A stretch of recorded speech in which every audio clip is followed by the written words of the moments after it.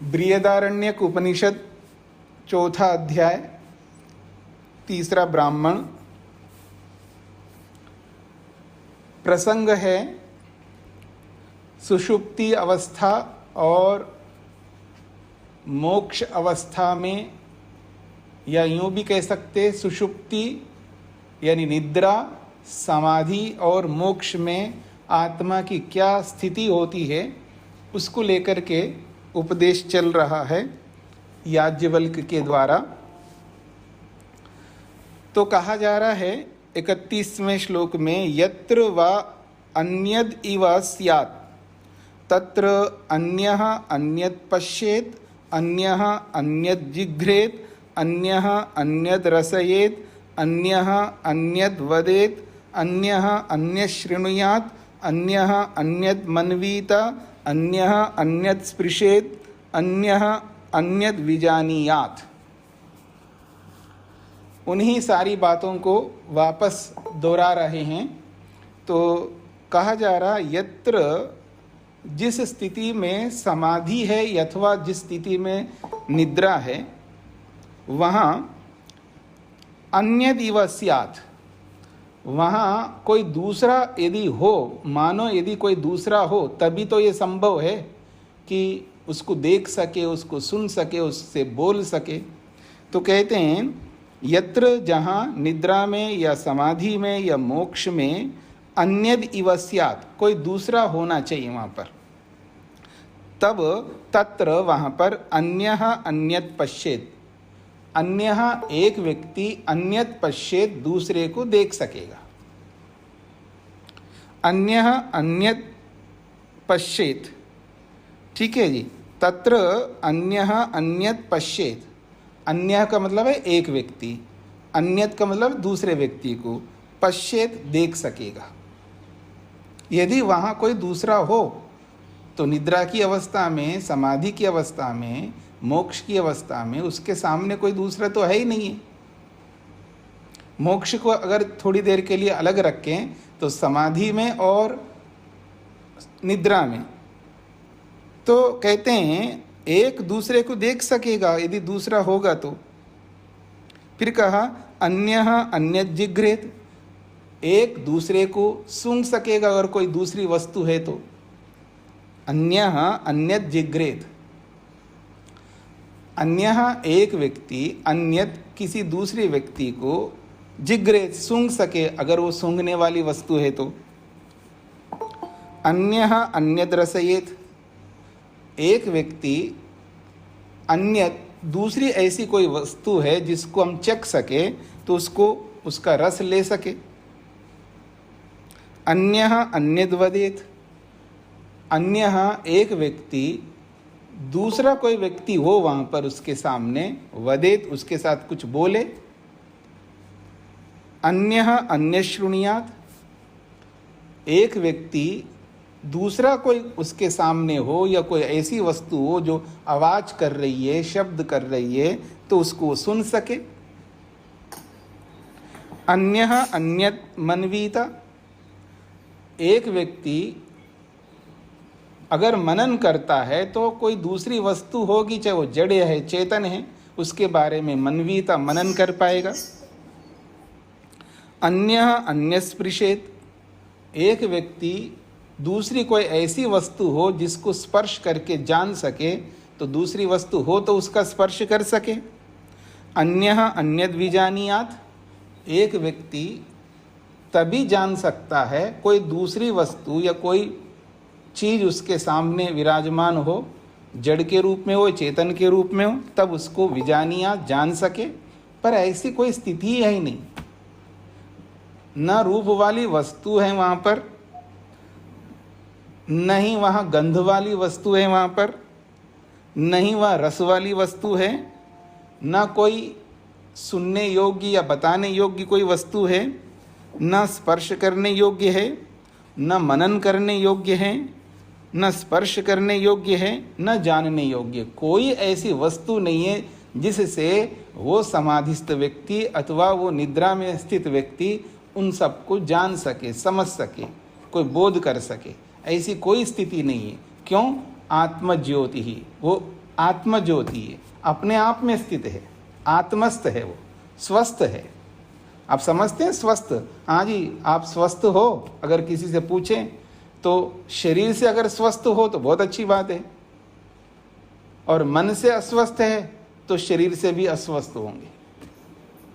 अब स्वस्थ तभी माना जाएगा कि आप मन से भी स्वस्थ हो तो शरीर से स्वस्थ होगे। अगर मन से स्वस्थ नहीं है तो आपका शरीर स्वस्थ नहीं रह सकता, ये निश्चित बात है। कुछ ना कुछ आपके सिस्टम में, नर्वस सिस्टम में, या कोई भी सिस्टम है, डाइजेस्टिव सिस्टम है आपका, या श्वसन तंत्र है आपका, या कोई भी तंत्र है आपके शरीर में, वो सब प्रॉपर वे में नहीं चल सकते क्योंकि मन ठीक नहीं है। मन से स्वस्थ हो तो शरीर से भी स्वस्थ रहोगे। एक तो ये है। और आत्मा अपने में स्थित है, उसको कहते हैं स्वस्थ। स्वस्थ, स्व का मतलब अपने में, स्था का मतलब है स्थित है। अपने में जो स्थित है उसको कहते हैं स्वस्थ। तो आत्मा स्वस्थ है, वहां पर अकेली है, अपने आप में स्थित है, आत्मा ज्योति है, अपने ज्ञान से युक्त है। वहां पर निद्रा की अवस्था हो, समाधि की अवस्था हो, तो उस स्थिति में कोई दूसरी वस्तु है ही नहीं है जिसके लिए सारी बातें हो सके। ये बातें कही है 31वें श्लोक में। फिर उदाहरण से समझाया जाता, वो जो स्थिति है कितनी उत्कृष्ट स्थिति होती है। जैसे आत्मा देखिएगा बिल्कुल निर्लिप्त रहता है, उसको कोई चिंता ही नहीं होती, वहाँ पर कोई टेंशन ही नहीं है। चाहे वो निद्रा हो, समाधि हो, अच्छी निद्रा की बात हो रही है, स्वप्न की बात नहीं हो रही है। कोई चिंता नहीं, कोई पाप नहीं है उसके साथ में। वहाँ पर न पाप है, न पुण्य है, न क्लेश है, कुछ भी, न संस्कार है, बस आत्मज्योति केवल अपने में स्थित है वो। तो कहते हैं सलिलः एकः द्रष्टा अद्वैतः भवति ही। बहुत बड़ी बात कही है। कहते हैं सलिलः, सलिला कहते हैं समुद्र। आप में से कौन है जो म्यूट करके नहीं रखे हैं? अपना अपना देख लीजिएगा। अगर आपका माइक्रोफोन ऑन है तो उसको म्यूट करके रखिएगा। हाँ जी। तो सलिला जैसे समुद्र है, बस एकमात्र समुद्र है, इकाई के रूप में है, इसलिए एक, वो आत्मा भी एक है। और कैसा है वो? दृष्टा, दृष्टा के रूप में है। निद्रा में वो दृष्टा बना हुआ है, वो अनुभव कर रहा है सुख का, इसलिए वो दृष्टा है। और अद्वैत, वहाँ कोई दूसरी वस्तु नहीं, ना द्वैता अद्वैता। द्वैत कहते हैं दो, और ना द्वैता अद्वैता, मतलब दो वस्तुएं नहीं, वहाँ अकेला ही हो तो अद्वैता भवति, वो अकेला ही होता है वहाँ पर। एषः ब्रह्मलोक, इसको ब्रह्मलोक कहते हैं। बस केवल आनंद ही आनंद है वहाँ पर, और कुछ नहीं है। ब्रह्मलोक में क्या होता है? आनंद ही आनंद होता है। एषः ब्रह्मलोकः, ये ब्रह्मलोक है। हे सम्राट, इसको ब्रह्मलोक कहते हैं। याज्ञवल्क्य राजा जनक को संबोधित कर रहे हैं, सम्राट।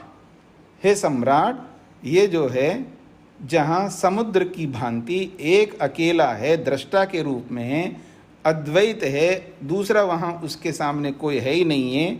एषः ब्रह्मलोकः सम्राट, ये सम्राट, ये राजन, ये तो ब्रह्मलोक है। हाँ एनम अनुशशास याज्ञवल्क्य। अब देखिएगा, राजा जनक जो है, स्वार्थ जो है व्यक्ति में कूट कूट करके भरा रहता है। मतलब मनुष्य एक ऐसा आदमी है जिसके अंदर स्वार्थ के अतिरिक्त कुछ नहीं। स्वार्थ के अतिरिक्त कुछ भी नहीं मिलेगा आपको। अगर आत्मा को आपकी बस की बात हो कि आत्मा को चीर फाड़ करके आप देख लो, तो उसके अंदर स्वार्थ के अतिरिक्त और कुछ भरा नहीं। बस स्वार्थ दो प्रकार का, एक घटिया स्वार्थ, एक उत्तम स्वार्थ है, पर स्वार्थ तो है। अब घटिया स्वार्थ को हटा के देखो तो उत्तम स्वार्थ रखो, अच्छी बात है, उसमें कोई बात नहीं है, पर वो उत्तम स्वार्थ भी तो स्वार्थ है ना। तो उसी उत्तम स्वार्थ को लेकर के राजा जनक कह रहे हैं, हाँ एनम अनुशशास याज्ञवल्क्य, हे याज्ञवल्क्य, इस ब्रह्मलोक के विषय में मेरे को अनुशशासा उपदेश करिए।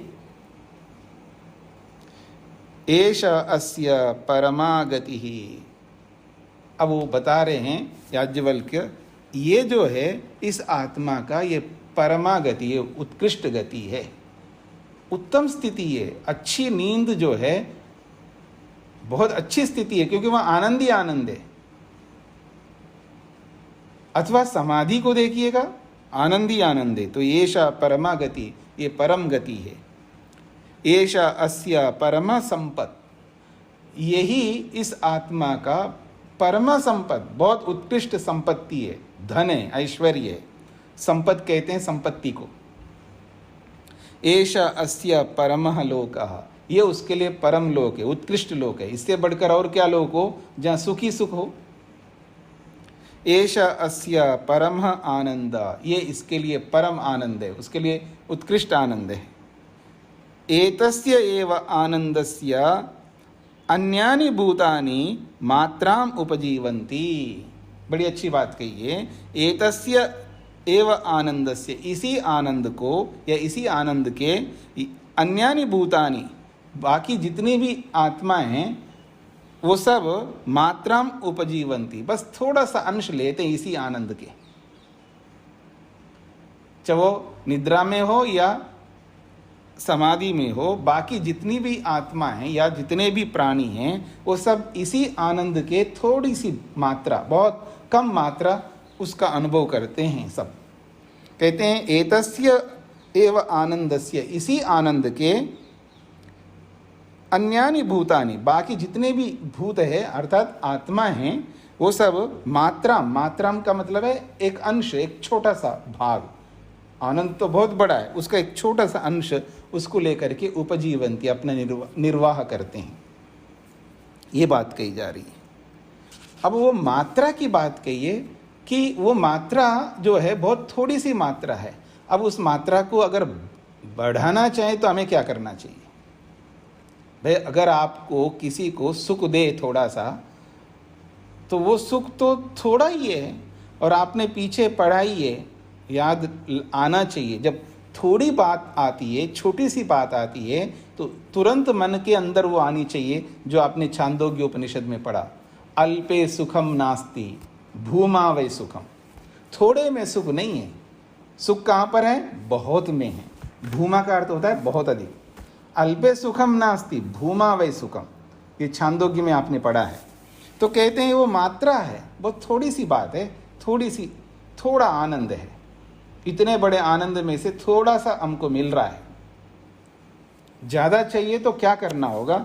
उस मात्रा को लेकर के अब अगले श्लोक में बताया जा रहा है, जो कि लगभग इसी मात्रा को लेकर के आपने तैत्तिरीय उपनिषद में भी पढ़ा है पीछे।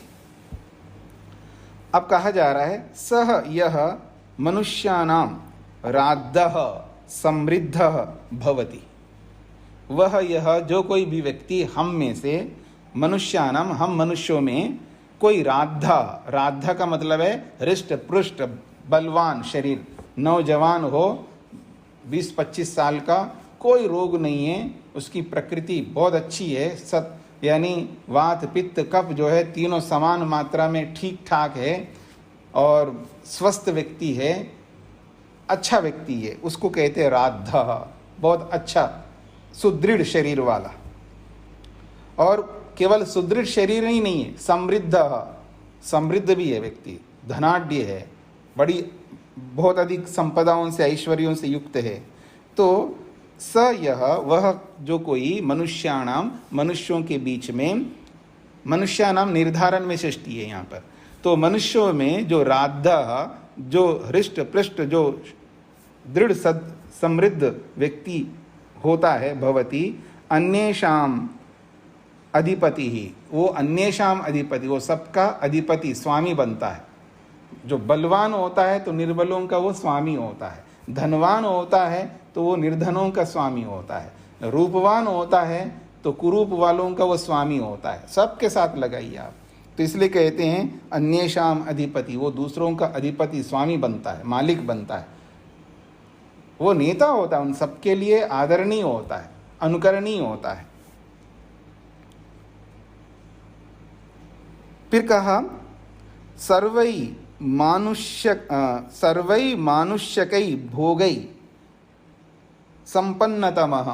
एक बहुत बड़ी बात कही, कहते हैं सर्वै मानुष्यकै भोगै, समस्त मनुष्यों का जितना भी भोग होता है, मतलब समस्त मनुष्य जितना भोग करते हैं, सारे मनुष्य, दुनिया भर के मनुष्य जितना भी भोग करते, भोग का मतलब समझ रहे हैं आप, सुख भोग दो प्रकार का होता है, सुख के रूप में भी, दुख के रूप में, लेकिन यहाँ लेना है हमको प्रसंग के अनुसार सुख।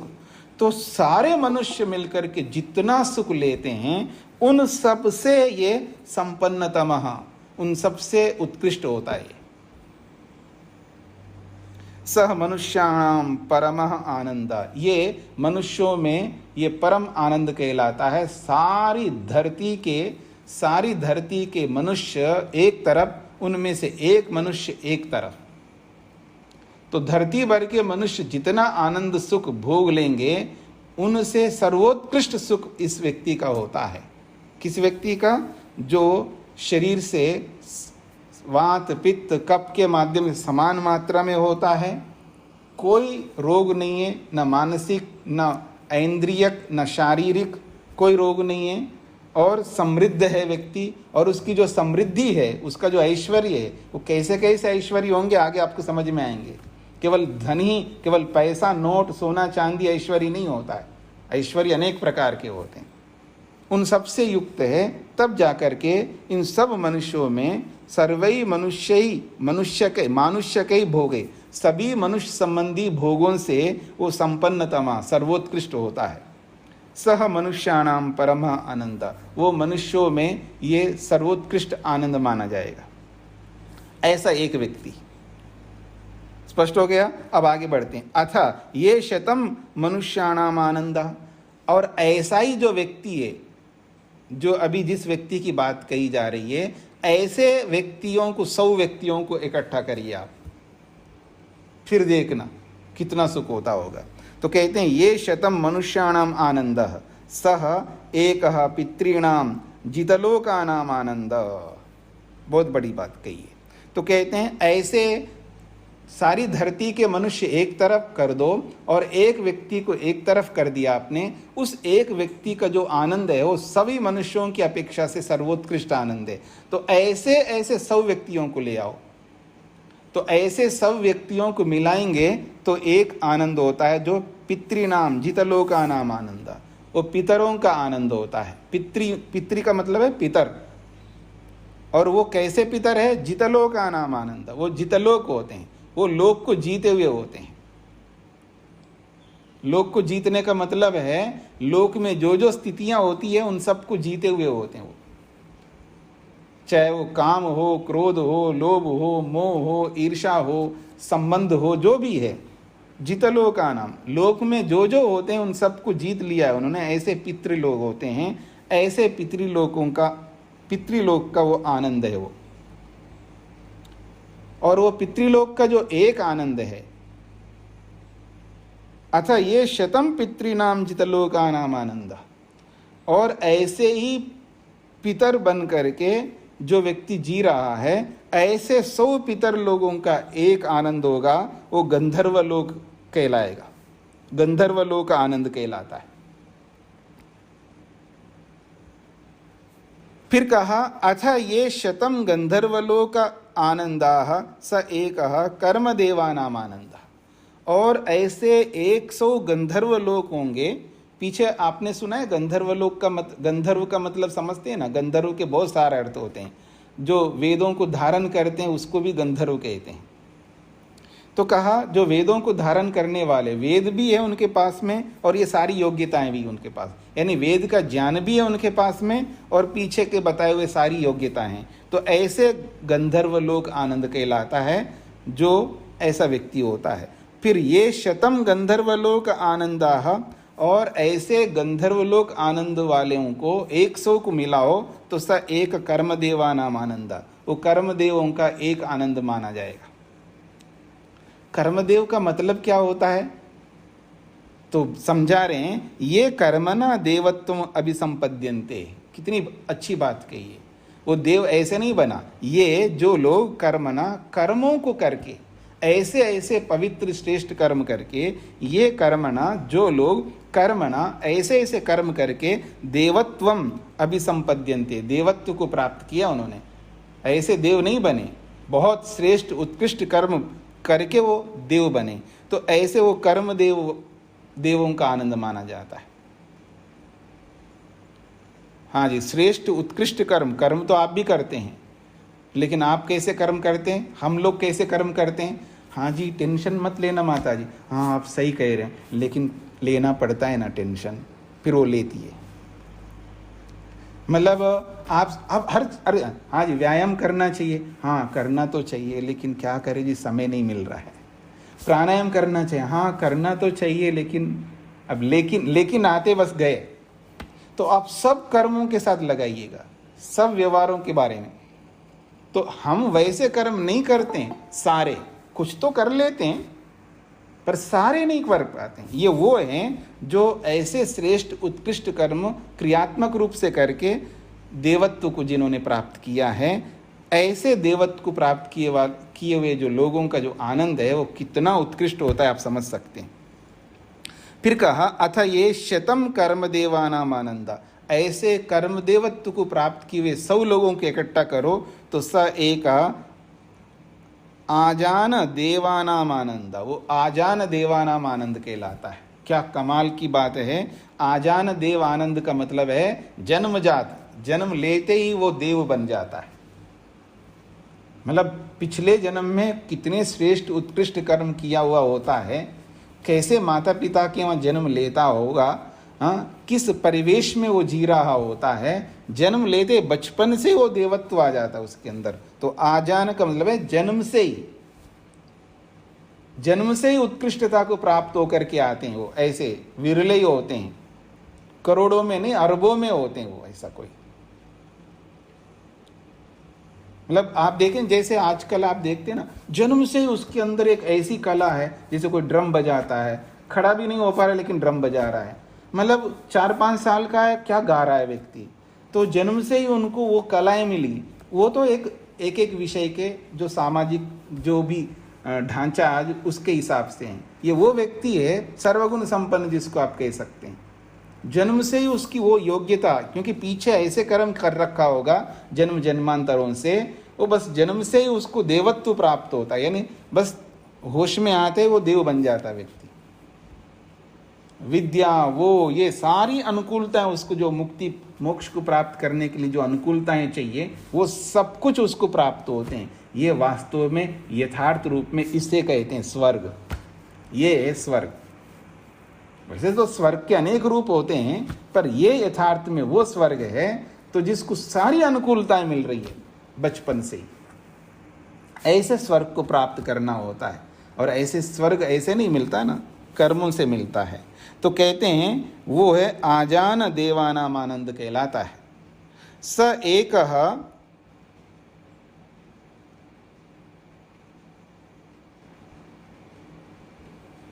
हाँ, तो कहा जा रहा है, हाँ जी, स एक आजान देवानाम आनंद। और आजान देवानाम आनंद, यानी आजान देव का जो आनंद है वो ऐसे नहीं मिलता है। उसको क्या क्या करना पड़ता है, तो उसके लिए थोड़ा बता रहा है कि यश्च श्रोत्रिया, वो श्रोत्री भी होना चाहिए। श्रोत्री का मतलब होता है वेदज्ञ, वेदों को पढ़ा हुआ, वेदों का जानकार। और अवृजिनः, आगे बात, अवृजिना, वृजि कहते हैं पाप को, और अवृजिनः पाप रहित तो होता है वो व्यक्ति, पाप नहीं करता वो व्यक्ति। मतलब वेदज्ञ भी हो और अवृजिनः पापरहित भी हो। और अगली बात कहिए अकामहतः। वाह, क्या कहा, अकामहतः, कामहतः अकामहतः, यानी समस्त कामनाओं को समाप्त कर लिया जिसने, कोई कामना ही नहीं उस व्यक्ति के अंदर, अकामहतः, ऐसा व्यक्ति होता है वो।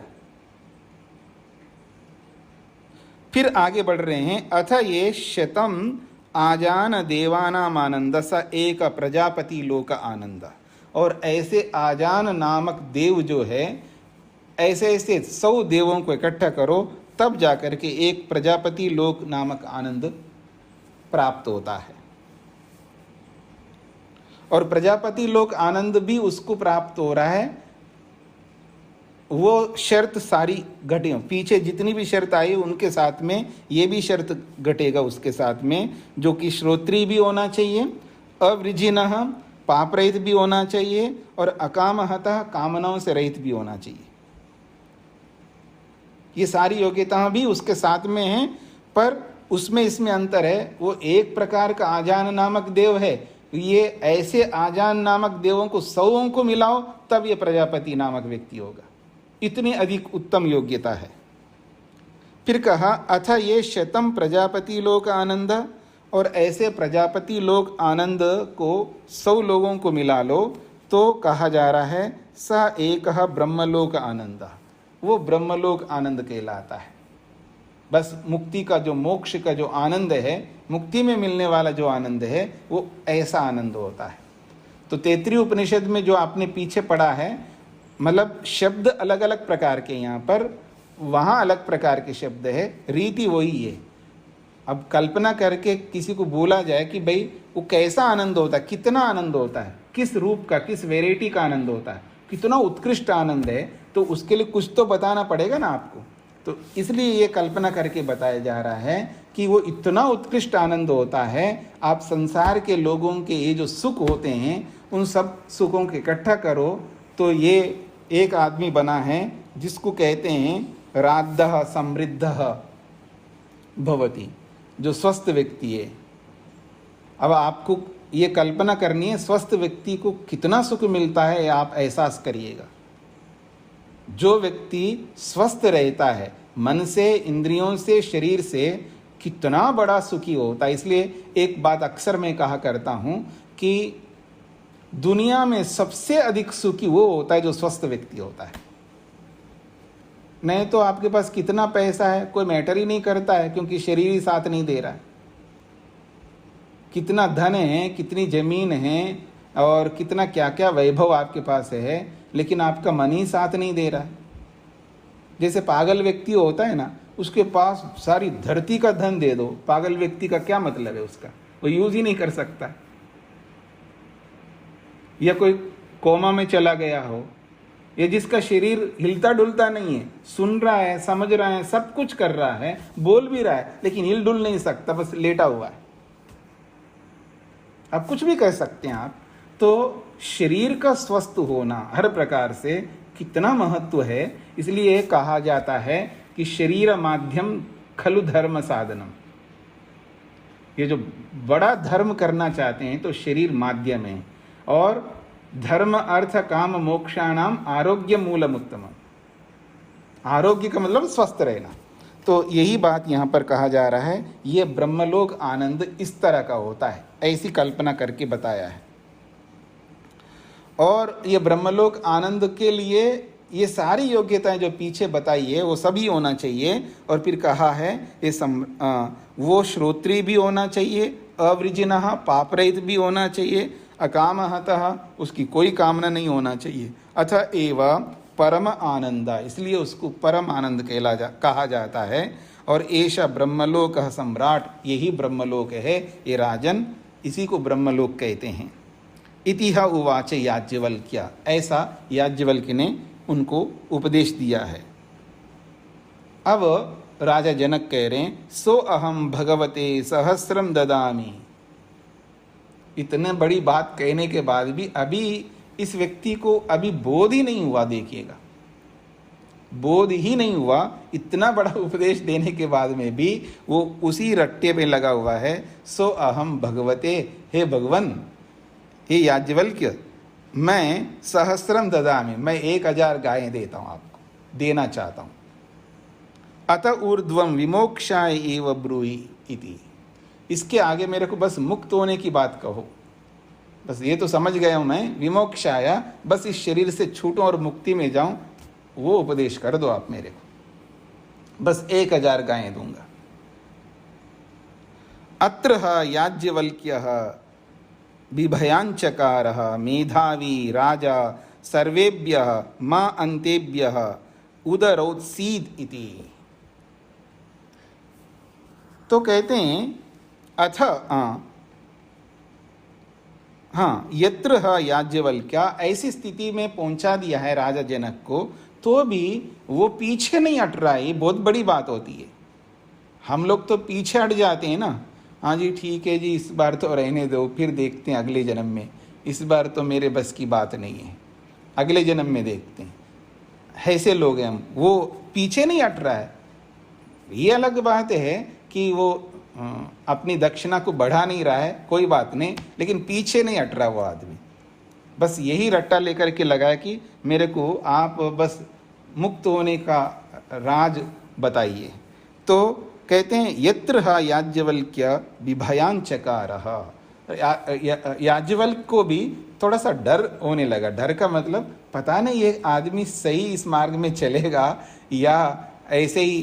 कई लोग होते हैं ना, जैसे भगोड़े होते हैं, जिसको आप लोग कहते हैं भगोड़े लोग हैं, घर छोड़ करके भाग गया, पत्नी से परेशान होकर के आदमी भाग जाता है, या पति से परेशान होकर के पत्नी भाग जाती है, या कुछ ना कुछ ऐसा कोई भी समस्या हो जाती है तो अपने कर्तव्यों से भाग जाते हैं ना। जो लोग कर्तव्य कर्मों को करने से डर करके जो भागते हैं उनको भगोड़े कहते हैं आप लोग। तो ऐसे भगोड़े लोग भी जैसे होते हैं ना, तो ऐसे तो नहीं है, उसको थोड़ा डर का मतलब उसको एक ऐसा लगा, डर सा लगा, यूं कहिएगा। याज्ञवल्क्यः बिभयांचकार, बिभयांचकार का मतलब है उसको मानो डर लगने लगा। क्या? मेधावी, ये कोई साधारण आदमी तो है ही नहीं है, ये तो बहुत बड़ा मेधावी है और ऊपर से राजा है। और एक बात है, सर्वेभ्यः मां अन्तेभ्यः उदरोत्सीत, कहते हैं सर्वेभ्यः सभी विषयों से, मां मुझसे, अंतेभ्य सभी विषयों के अंत में जाना चाहता है, अर्थात सभी विषयों का जितना भी उपदेश दिया गया है उनको, उन सभी विषयों का अंत जानना चाहते हैं, उनका सार जानना चाहते हैं, उसका रहस्य जानना चाहते हैं। अंत का मतलब है रहस्य, सार, एसेंस कह सकते हैं। तो इसलिए कहा जा रहा है वो मेधावी है, राजा है, सर्वेभ्य अंतेभ्य, समस्त विषयों का जो अंत है, रहस्य है, उस रहस्य को माँ मुझसे उदरोत्सीत निकलवाना चाहता है, प्रस्तुत करवाना चाहता है। ये याज्ञवल्क्य के मन के अंदर ये बात आई। अब आगे 34वां श्लोक है, सह वै एषा एतस्मिन् स्वप्नान्ते रत्वा चरित्वा दृष्ट्वा एव पुण्यं च पापं च पुनः प्रतिन्यायं प्रतियोनिः आद्रवती बुद्धान्ताय एव। ये पीछे जैसा श्लोक आया था उसी बात को यहाँ पर एक बार दोहराया है ताकि एक समझ आ सके व्यक्ति को। सह, वह जो व्यक्ति आत्मा है, वह वही निश्चित रूप से, एषः वह जो ये आत्मा है, एतस्मिन् स्वप्नान्ते, जब स्वप्न में जाता है अथवा निद्रा में जाता है। स्वप्न शब्द निद्रा के लिए भी होता है और स्वप्न के लिए भी होता है, दोनों के लिए होता है। तो वह यह जो आत्मा है इस स्वप्न में रत्वा रमन करता है, चरित्वा विचरण करता है, दृष्टवा देखता है, पता नहीं किस किस को देखता है, और पुण्यम च पापम च, और पुण्य भी करने लगता है स्वप्न में, पाप भी करने लगता है। तो यहाँ स्वप्नांते से स्वप्न को लेना चाहिए, निद्रा में तो ये सब नहीं होता है। तो कहा जा रहा है वह ये आत्मा स्वप्न की अवस्था में रमन करता है, विचरण करता है, पता नहीं क्या क्या देखता है, कभी पुण्य करता है, कभी पाप करता है।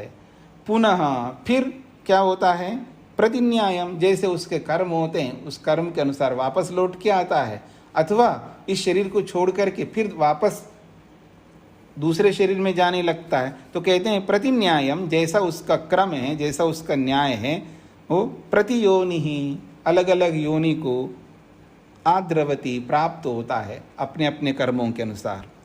किस लिए प्राप्त होता है? बुद्धांताय एवं, वापस जागृत अवस्था को पाना चाहता है वापस, क्योंकि स्वप्न में जाता है तो वापस जागृत अवस्था में आना चाहेगा, अथवा मृत्यु को प्राप्त होता है वापस जागृत होना चाहता है, फिर जन्म लेकर के फिर संसार को देखना चाहता है। तो बुद्धांताय एवं मतलब जागृत अवस्था को, सचेत को पाने के लिए, क्योंकि जब प्रलय हो जाता है या शरीर छूट जाता है वो जड़वत होता है, आत्मा कुछ कर नहीं सकता, बिना शरीर के कुछ भी नहीं कर सकता आत्मा।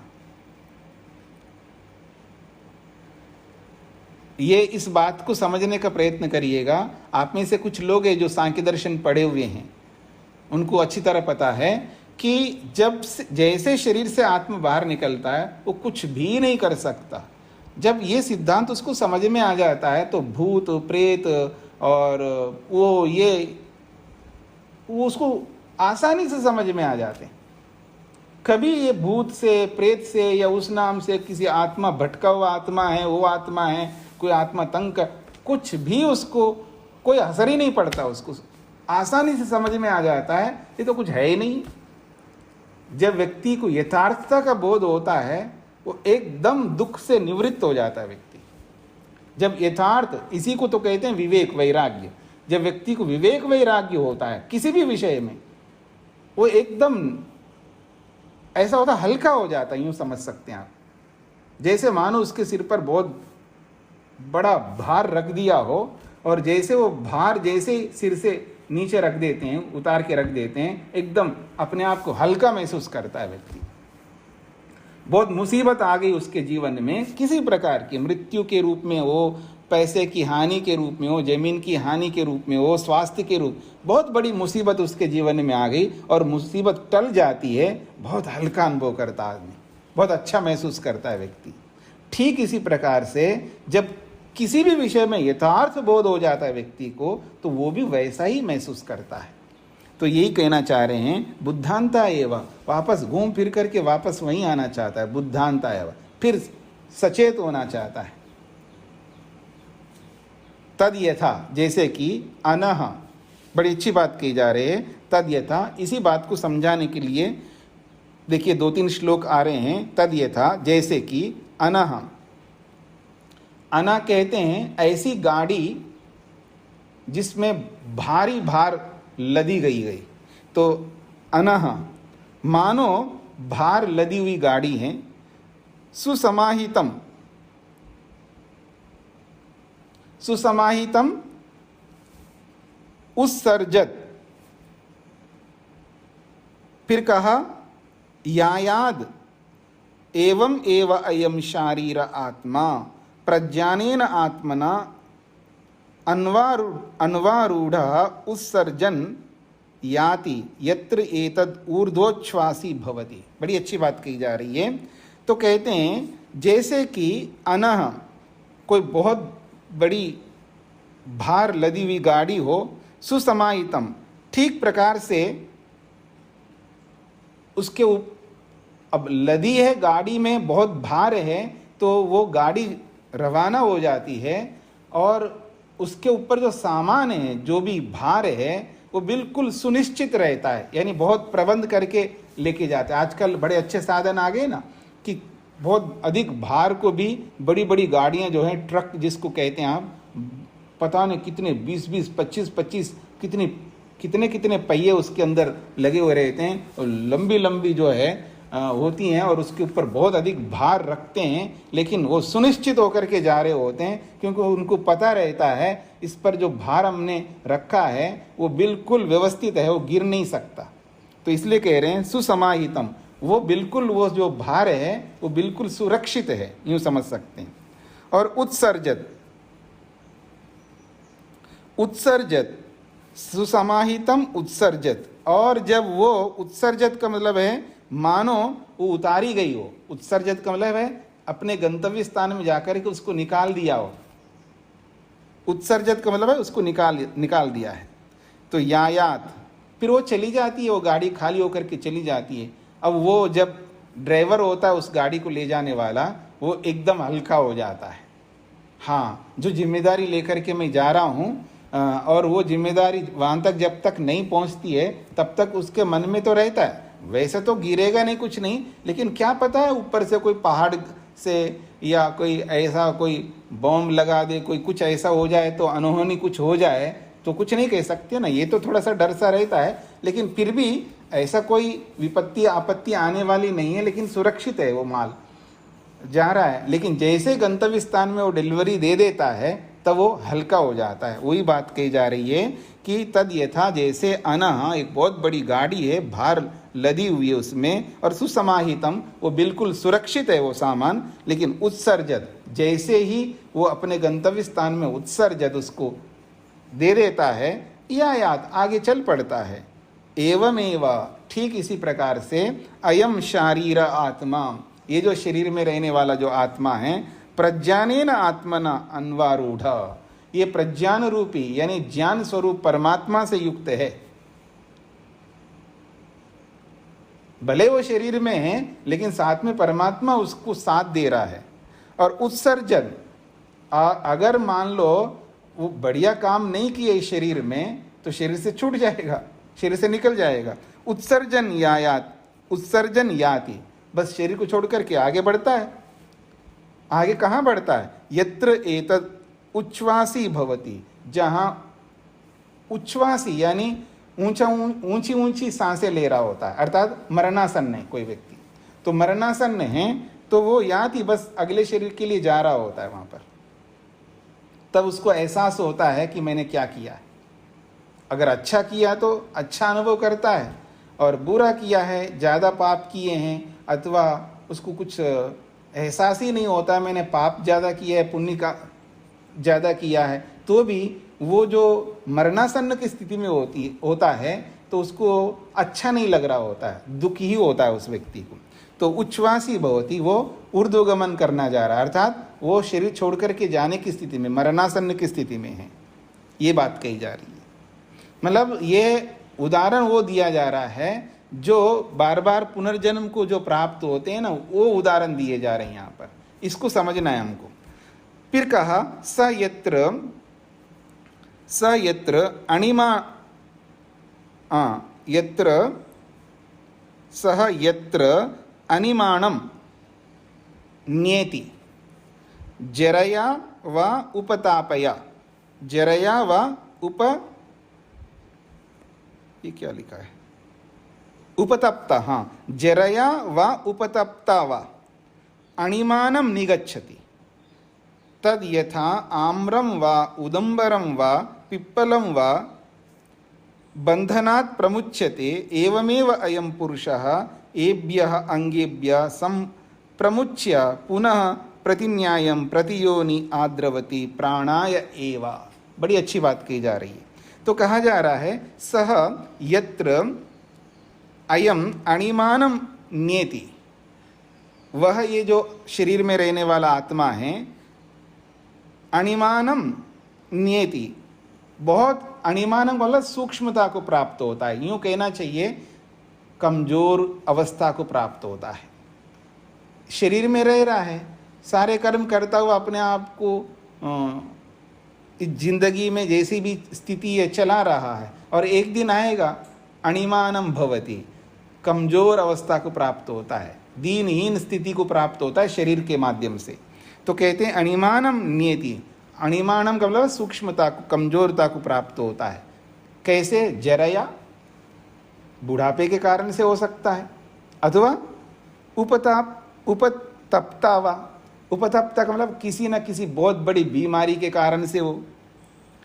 तो चाहे वो बुढ़ापे से हो या किसी बहुत बड़ी बीमारी से हो, पर अनिमानम निगच्छति, कमजोर अवस्था को तो प्राप्त होना निश्चित है। अगर बीमारी नहीं है तो बुढ़ापे के कारण से कमजोर अवस्था को प्राप्त होगा, अगर बीमारी है बिना बुढ़ापे के ही कमजोर अवस्था को प्राप्त होगा। अनिमानम निगच्छति, ये तो निश्चित है। तद यथा, जैसे कि, इसी बात को और अच्छे ढंग से समझा रहे हैं, आम्रम व उदुम्बरम व। और आजकल आप आम्रम आम्रम कहते हैं आम को, मैंगो को, और जो उत्तर भारत में होंगे और बरसात नहीं आ रही या हो रही हो तो बाकी आम तो समाप्ति की ओर जाते हैं और चौसा आम आता है लास्ट में, ठीक है जी, चौसा आम। तो आम्रम जैसे वो पक कर के पेड़ से नीचे गिरता है ना, तो क्या हालत होगी उसकी। उदुम्बरम, उदुम्बरम कहते हैं, क्या बताऊँ, उदुम्बरम जो आप उसको क्या बोलते हैं जी, उदुम्बरम को जैसे अंजीर होता है ना, अंजीर की तरह दिखता है। गूलर। हाँ गूलर, बिल्कुल सही कहा। तो गूलर, तो चाहे वो गूलर हो चाहे आम हो, या पीपलम, या पीपल पेड़ का जो फल होता है वो हो, बंधनात् प्रमुच्यते, वो अपने डाली से जब टूट करके नीचे गिर जाते हैं, एवमेव, ठीक उसी प्रकार से पक गए वो, बुढ़ापे के कारण से या किसी किसी बीमारी के कारण से वो बहुत कमजोर को प्राप्त होता है। जैसे कि फल पक जाता है, चाहे वो आम हो, चाहे वो गूलर हो, चाहे वो पीपल का हो, कोई भी फल हो, बंधनात् प्रमुच्यते, जैसे वो डाली से छूट के जमीन पर गिर जाते हैं, एवमेव, ठीक उसी प्रकार से अयम पुरुषः, ये जो शरीरधारी व्यक्ति है, एभ्य अंगेभ्य संप्रमुच्य, इन अंगों से, शरीर के अलग अलग जो अंग है उसके, उन अंगों से संप्रमुच्य, अलग होता जा रहा है। कैसे, अब दिखाई नहीं दे रहा है जी। हाँ, जब मृत्यु आसन्न होती है बहुत कम दिखाई देती है, और ऐसी स्थिति आती है बिल्कुल दिखाई देना बंद होता है। एभ्य अंगेभ्य, अलग अलग अंगों से, चाहे आंखों से, कानों से, सुनाई नहीं दे रहा है उसको, वाणी भी नहीं निकल रही है। तो एभ्य अंगेभ्य, अलग अलग अंग जो भी इंद्रियों के रूप में, संप्रमुच्य, उनसे छूटता जाता है। किस लिए, पुनः प्रतिन्यायम प्रतियोनि आद्रवती, पुनः दोबारा अगले शरीर को प्राप्त करना है उसको। और कैसे प्राप्त करेगा, प्रतिन्यायम, जैसा उसका क्रम है, जैसे उसके कर्म हैं, और जैसे जैसे उसके कर्म हैं उन्हीं कर्मों के अनुसार प्रतियोनि, अलग अलग योनियों को आद्रवती, प्राप्त होता है। किस लिए जी, प्राणाय एवा, दोबारा सांस ले सकूं, दोबारा प्राणों को पा सकूं, इसलिए वापस दूसरे शरीर को प्राप्त होता है।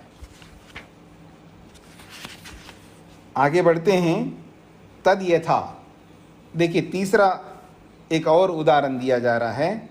राजानम आयंतम उग्राह प्रत्येन सह सूतग्रामण्य अन्नै पानै आवसथै प्रतिकल्पन्ते। बड़ा अच्छा उदाहरण दिया जा रहा है। तद यथा, जैसे कि राजानम आयंतम, अगर राजा आने लगा, मतलब उस गांव में, उस कस्बे में, उस नगर में, जो देश का जो राजा होता है, जब वो आने लगता है, अर्थात उसकी आने की स्थिति होती है, तो वहाँ के जो भी उग्राह, जो उग्र का मतलब है जो न्याय व्यवस्था करने वाले हैं, प्रत्येन सह, जो प्रत्येन सह मतलब जो विशेष रूप से जो बॉडीगार्ड्स जो होते हैं ना, बहुत बड़े आदमी के लिए पूरी मतलब पलटन लगी रहती है एक प्रकार से, बॉडीगार्ड्स और न्याय व्यवस्था का, IAS IPS, वो सारे प्रशासनिक अधिकारी जो है ना, वो सब लगे रहते हैं। और जो प्रशासनिक अधिकारी जो होते हैं वो कैसे होते हैं, प्रत्येन सह, जो भी गड़बड़ करने वाले होंगे उन सबको दंड देने वाले होते हैं। तो वो कहते हैं प्रत्येन सह मतलब दंड देने वाले, और वो भी उग्रह, बहुत पावरफुल लोग होते हैं। क्यों, कौन आ रहा है, राजा आ रहा है, कोई साधारण आदमी नहीं है, चाहे वो CM हो या PM हो। ऐसे जो बड़ा अधिकारी जब आ रहा होता है, तो प्रांत में तो CM होता है और पूरे देश में तो PM होता है। ऐसे जो बहुत बड़ा राजा आ रहा हो तो उग्राह प्रत्येन सह, बड़े बड़े दंड देने वाले अधिकारी लोग हैं। अथवा सूतग्रामण्य, और जिस नगर में या जिस गांव में, जिस कस्बे में आ रहा है राजा, तो उसका जो उस नगर का, गांव का जो बड़ा आदमी होता है, चाहे मेयर के रूप में हो या वहाँ के कलेक्टर के रूप में हो, वहाँ का प्रधान के रूप में हो, वो है सूतग्रामण्य, यानी वहाँ उन गाँवों के, उन नगरों के जो अध्यक्ष लोग होते हैं। वो क्या करते हैं, सारे के सारे अन्नै पानै आवसथै प्रतिकल्पन्ते, अन्न पान उनके लिए जो जो आवश्यकता है उन सब से युक्त होकर के प्रतिकल्पन्ते, उनका राह देख रहे होते हैं। अयम आयाति, और फिर वो राजा वहां पर आ जाता है।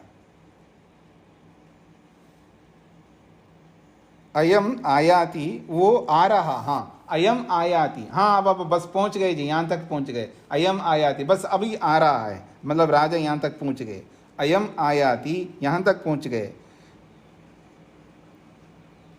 अयम आगच्छति, बस बस बस बस पहुंच गए जी, बस आ ही रहा। जो अनाउंस करने वाले होते हैं ना, वो सामने बैठे हुए जनता लोगों को ऐसी ऐसी उम्मीदें दे रहे होते हैं, अभी वहां से निकला भी नहीं है। कई बार ऐसा होता बड़ा आदमी, बस जी बस निकल चुके हैं ऐसा बोल देंगे, बस बस पहुंच गए जी, पहुंचा नहीं है, बस अब थोड़ी देर, ये थोड़ी देर बोल बोल करके पता नहीं कितना समय निकलवा देते हैं लोग। तो ऐसे ही वो कह रहे हैं अयम आयाति, बस अभी आ रहे हैं। अयम आगच्छति, बस आ गए।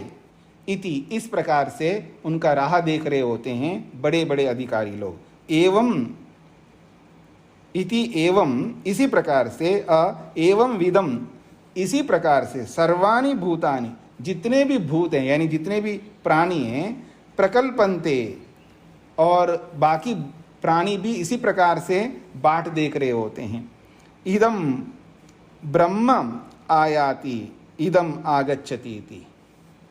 तो कहते हैं जो बहुत बड़ा अधिकारी राजा के रूप में जब आ रहा होता है, उसके लिए जैसे वो बाट देख रहे होते हैं, ऐसे अगर बहुत बड़ा योगी हो, बहुत बड़ा विद्वान हो, बहुत बड़े साइंटिस्ट हो, जो अच्छे मतलब पूरी दुनिया में जिसका नाम, जैसे APJ अब्दुल कलाम बहुत बड़े साइंटिस्ट थे भारत के, तो पूरी दुनिया में चमक गए थे। तो ऐसे ही और भी बहुत सारे जो साइंटिस्ट होते हैं, बहुत बड़े स्कॉलर्स होते हैं, या अथवा बहुत बड़े योगी होते हैं, जब वो आ रहे होते हैं उनके लिए भी इसी तरह देखते हैं। तो कहते हैं एवं विदम, इसी प्रकार से, एवं विदम का इसी प्रकार के ऐसी बड़ी योग्यता वालों के लिए, सर्वाणि भूतानि प्रकल्पन्ते, बाकी सारी जनता जो है उसी तरह प्रकल्पन्ते, बाढ़ देख रहे होते हैं। क्या, किस रूप में? इदम ब्रह्म आयाति, ये ब्रह्मवेत्ता आ रहे हैं।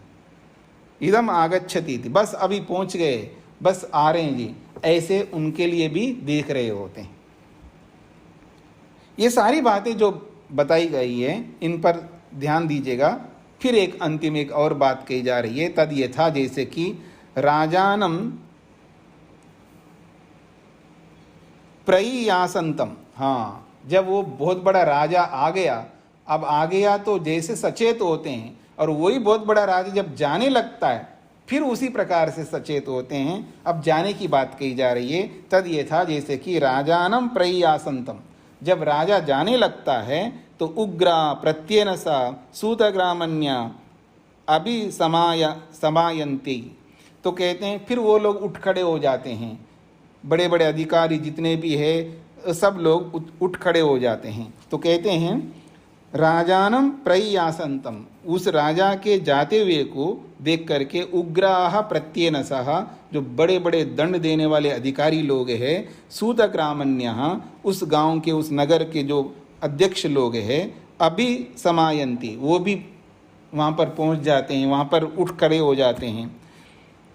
एवं एवं एवं एव इमम आत्मानम, एवं एव इसी प्रकार से, इमम आत्मानम, ये जो आत्मा है इस शरीर में, अंतकाले जब इस शरीर को छोड़ करके जा रहा हो उस स्थिति में, सर्वे प्राणा अभिसमायन्ति, सारे के सारे प्राणी, प्राणी कह रहा हूँ, प्राण जो शरीर के अंदर रहने वाली इंद्रियां हैं, वो सब के सब अभिसमायन्ति, उसके पास में आ जाते हैं, आत्मा के पास में आ जाते हैं। यत्र एतद ऊर्ध्वोच्छ्वासी भवति, जहाँ पर ये आत्मा जो है ऊंची ऊंची सांसें ले रहा होता है मरणासन्न में, फिर वहाँ पहुँच जाते हैं, सभी इंद्रियां पहुँच जाती हैं, क्योंकि वहाँ आत्मा निकलने वाला होता है। तो वो आत्मा एक प्रकार से राजा के समान है, और प्रजा जो है उसकी वो प्राण है, इंद्रियां हैं। तो ये सारी बातें बता करके वो क्या कहना चाह रहे हैं कि हम एक तो बहुत ऊंची ख्वाब देखते हैं, बहुत ऊंचा संकल्प रखते हैं, बहुत बड़ी बातें करते हैं, लेकिन कर्म किस प्रकार के करते हैं हम लोग? हमारे जो कर्म होते हैं वो ऐसे कर्म होते हैं जो यहाँ पर ये बताया गया है। मरणासन्न की स्थिति में होते हैं तो जैसे जैसे कहा ना यहाँ पर प्रतिन्यायम, हाँ प्रतिन्यायम प्रतियोनि, प्रतिन्यायम जैसा जैसा हमारा क्रम है, यानी जैसे जैसे हमारे कर्म है उसी के अनुसार प्रतियोनि अलग अलग योनियों को प्राप्त होने लगते हैं। और जब मनुष्य शरीर में रहते हैं तो बड़ी बड़ी बातें करते हैं, मतलब वाणी से, लेकिन क्रिया के रूप में जब करने की आवश्यकता होती है फिर उस ख्वाब जो रखते हैं, जो इच्छा जो रखते हैं, उसके विपरीत कर्म करने लगते हैं। उनसे हट करके हमें वो कर्म करना चाहिए जो एक ब्रह्मलोक को प्राप्त करने वाले करते हैं, जो पीछे बताया गया है कि वो अवृजिनः बिल्कुल पाप रहित होते हैं, श्रोत्रिय होते हैं अर्थात वेदज्ञ होते हैं, मतलब तत्ववेत्ता होते हैं, विद्या को प्राप्त किए हुए होते हैं, और समस्त इच्छाओं से जो तृष्णा है ना, वो तृष्णाओं से रहित होते हैं। तो अपनी तृष्णाओं को समाप्त करने की चेष्टा हमें करनी है, हमें उस योग्यता को प्राप्त करने की चेष्टा करनी है, हमें वैसे कर्म करने की चेष्टा करनी है, करते जाना है जितना बन सकते हैं। क्योंकि हम कैसे हैं, समझ लो पका हुआ आम की तरह हैं, कब टूट के नीचे गिर जाएंगे, पके हुए गूलर के समान हैं, यूँ समझ लीजिएगा, पके हुए पीपल के फलों के समान हैं, पता नहीं कब डाली से टूट करके नीचे गिर जाएंगे, कोई अता पता नहीं रहेगा। तो ऐसी स्थिति में हमें नहीं पहुंचना है कि वो स्थिति आने से पहले कुछ हमको करना चाहिए, विशेष कर्म करना चाहिए।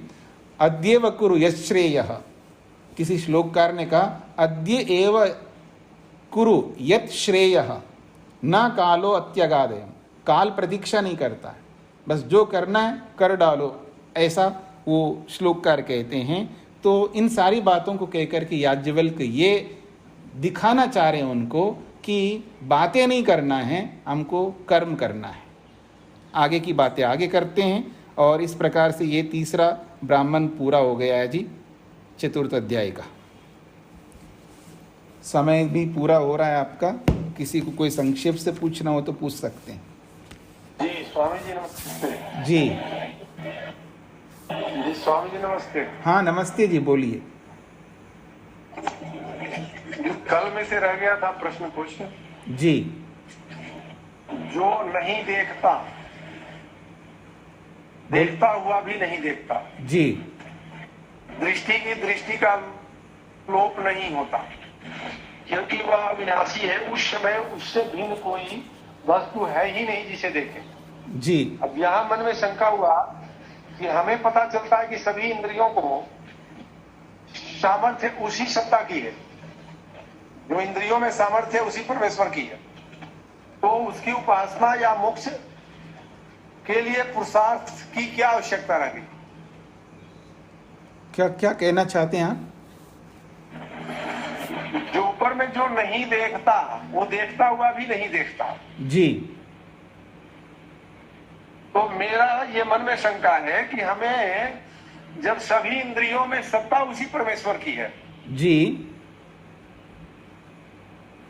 तो फिर हमें उसके लिए पुरुषार्थ करने की आवश्यकता क्यों पड़ती है, जब सत्ता उसी परमेश्वर की है? मतलब इंद्रियों में जो सामर्थ्य वो परमेश्वर के कारण से हैं, तो हमें क्यों मेहनत करने की आवश्यकता है?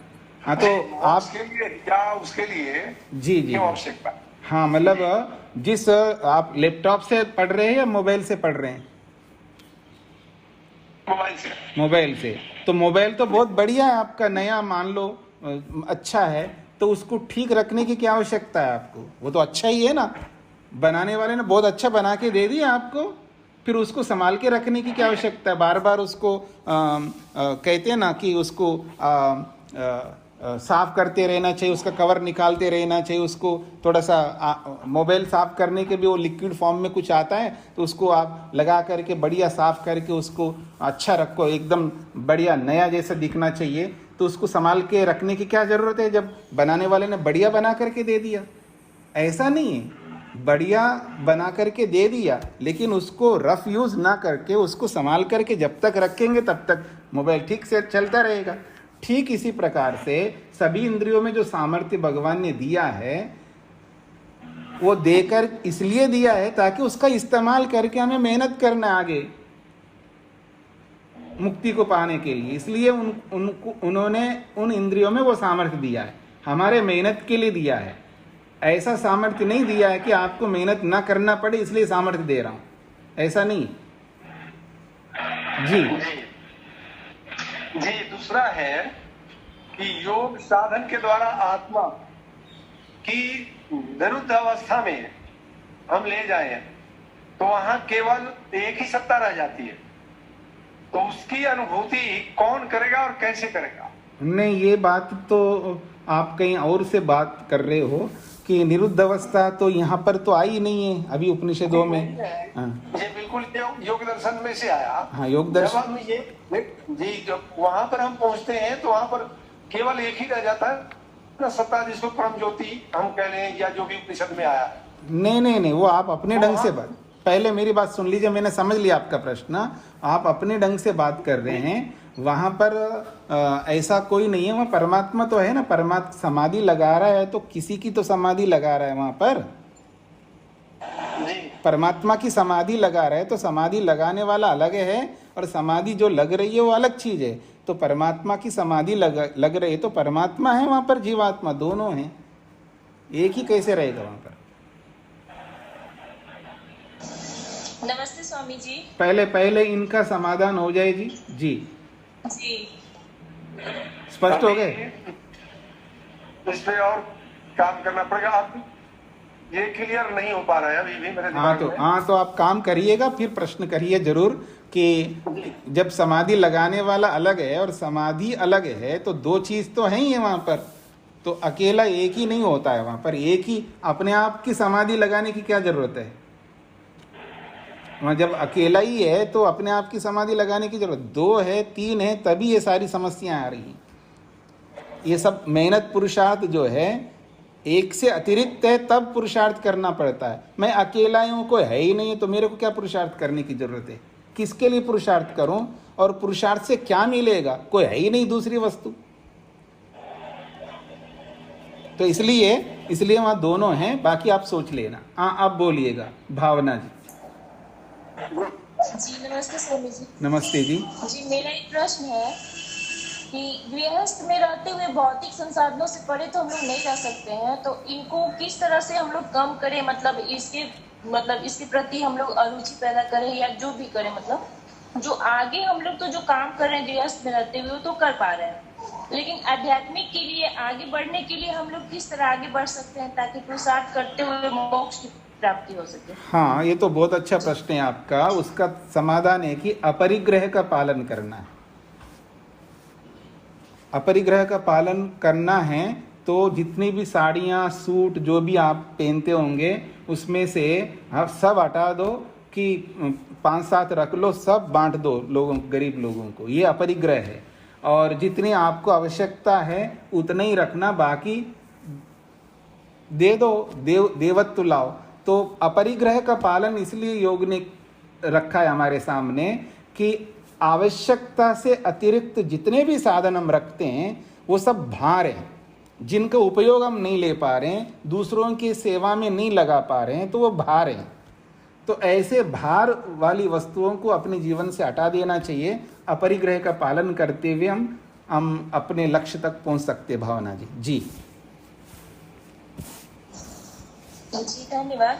लेकिन और हम लोग घर गृहस्थी में ही ठीक है परिग्रह का पालन हो, लेकिन और घर गृहस्थी में जैसे कि और भी हम लोग अच्छा करना चाहते हैं, और भी अच्छा करना चाहते हैं, जिससे कोई मतलब गलत ना हो जी, तो और क्या कर सकते हैं? हाँ, आप स्वाध्याय करते जाइएगा, आपके सामने आते रहेंगे और क्या कर सकते हैं और क्या कर सकते हैं। तो हम रोज यही चर्चा करते आ रहे हुए हैं। आप नए जुड़े हैं तो पीछे के सारे एपिसोड्स आप सुनिएगा, आपको मिल जाएंगे यूट्यूब में। उनको सुनते जाइएगा। तो हमें क्या क्या करना चाहिए ये मैं लगातार, आज हमारा 260वां एपिसोड है, तो 259 एपिसोडों में यही बताता हुआ आया हूँ मैं कि हमें ये सब करना चाहिए। तो आप सुनते जाइएगा, आपके सामने आता जाएगा। जी जी धन्यवाद स्वामी जी। नमस्ते स्वामी जी। नमस्ते जी। स्वामी जी मुझे छोटा सा डाउट है। तो ये स्वार्थ जो है ना आत्मा का स्वाभाविक गुण है या कैसा? हाँ, स्वाभाविक है ना, मेरे को सुख चाहिए, सुख का स्वार्थ है, मेरे पास सुख है ही नहीं है। हाँ स्वाभाविक स्वार्थ है। और कल जो प्रश्न था मेरा, नींद में जो हमें सुख मिलती है तो वो मन से मिलती है स्वामी जी? जी बिल्कुल, मन से सुख मिलता है जी। हाँ, तो मन से जब सुख मिलता है तो वो लिमिटेड होता है ना स्वामी जी? हाँ जी, लिमिटेड ही होगा, इसलिए तो कहा था ना अभी, मात्राम, बहुत थोड़ा सा ही मिलता है वो। हाँ। जी जी जी। तो उसका मात्रा बढ़ा सकते हैं या कैसा? कुछ नहीं बढ़ा सकते, जितना मिल रहा है उतना ही ले लो। जी जी जी। अच्छा जी हाँ, जी। और एक प्रश्न है स्वामी जी। अभी मुक्तात्मा जो होते हैं उनके इच्छानुसार वो घूमते रहते हैं ऐसा? जी जी तो उनका इच्छा पूरा करते रहते हैं वो, तो जी। वो मुक्तात्मा दूसरे लोगों को हानि पहुंचाते हैं या नहीं? हाँ, तो आप हानि किसी को पहुंचाते हो तो अविद्या से ही तो पहुंचाते हो ना। हाँ। अविद्या से ही तो किसी को आप दुख दोगे, जब आपके पास अविद्या ही नहीं तो कैसे हानि पहुंचाएंगे? तो क्या लाभ पहुंचा सकते हैं? मतलब उनके पास कोई स्वार्थ नहीं होता है मतलब? नहीं, वहां देखिए, शरीर की दशा की अलग स्थिति है, मुक्ति की दशा की अलग स्थिति है। मुक्ति में केवल उनको सुख भोगना है, वहां कोई कर्म नहीं करना है। मेरी बात को समझना, आपको मुक्ति मिली है आपके कर्मों के कारण से मिली है। वहां जाकर के भी कर्म, किसी को आप अपनी हॉलीडे बना के आओ, आपने बहुत अच्छा परफॉर्म किया है ऑफिस के अंदर, आपको दे रहे हैं एक 15 दिन के लिए घूम फिर के आओ, और वहां जाकर के भी आपको बोल दें हाँ जी ऑफिस का काम करो, फिर भेजा क्यों जी मेरे को? वहां तो आपको बस केवल एंजॉय करके आना है। तो ऐसे ही जब मुक्ति में जाता है व्यक्ति, तो बस केवल एंजॉय करता, आनंद ही लेता रहता, वो कोई कर्म नहीं कर सकता, क्योंकि भोगना भी तो एक कर्म है ना स्वामी जी? हाँ जी, सुख भोगना भी तो एक कर्म है ना, नहीं क्या? नहीं, फल भोगना ही कर्म है, तो बड़े मुश्किल से इस कर्म की श्रृंखला से बाहर निकलने की कोशिश कर रहे हैं। तो सुख भोगने को भी कर्म बनाओगे तो फिर तो वो अनवस्था दोष आ जाएगा, मतलब एंडलेस हो जाएगा, अंतहीन हो जाएगा, अंत ही नहीं होगा। आनंद को जब ईश्वर के आनंद को जब हम प्राप्त करते हैं तो वो मतलब वो कर्म उधर नहीं होता है? नहीं, वो कर्म नहीं है, वो भोग है बस। हाँ जी। भोग है, सिर्फ भोग होता है, सिर्फ भोग होता है।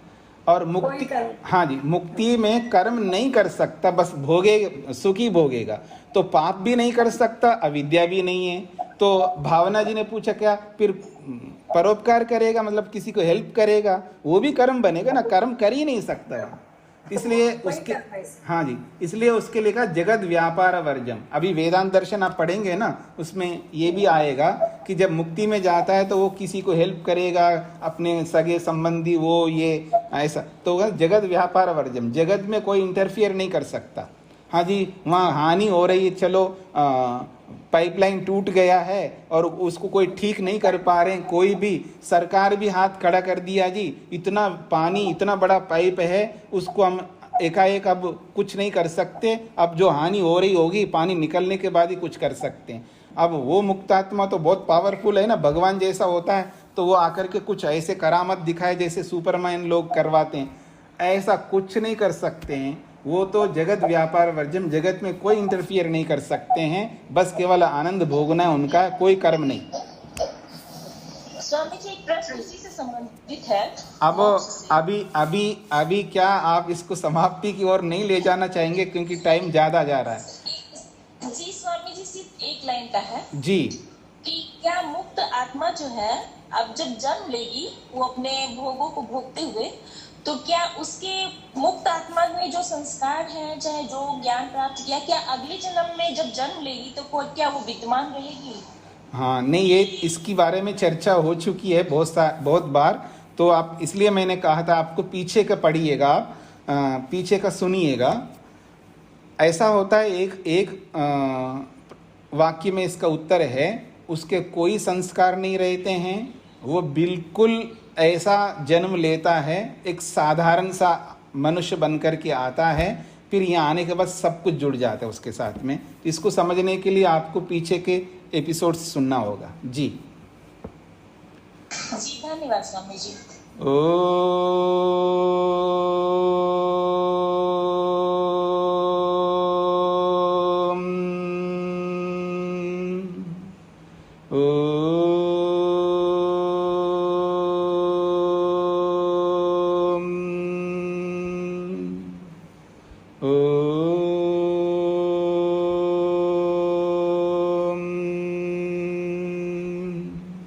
सभी को नमस्ते।